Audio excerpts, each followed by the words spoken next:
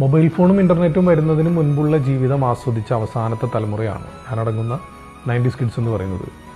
അടുത്ത വീട്ടിൽ പോയിരുന്ന് ബ്ലാക്ക് ആൻഡ് വൈറ്റ് ടി വിയിൽ സിനിമ കണ്ടിട്ടുള്ള അവസാനത്തെ തലമുറയാണ്. മാത്രമല്ല 10 പൈസ, 20 പൈസ, 25 പൈസ അല്ലെങ്കിൽ 50 പൈസ ഇതെല്ലാം അവസാനമായി ഉപയോഗിച്ചൊരു തലമുറയാണ്.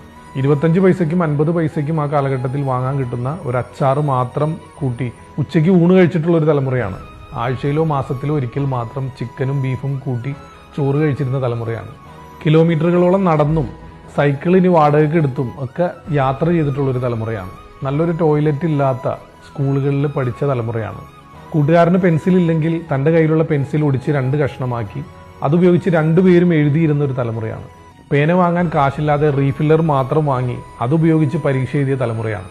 യെല്ലോ അലർട്ട്, റെഡ് അലർട്ട് ഒന്നും കേൾക്കാത്ത കാലഘട്ടത്തിൽ എത്ര വലിയ മഴയാണെങ്കിലും ആ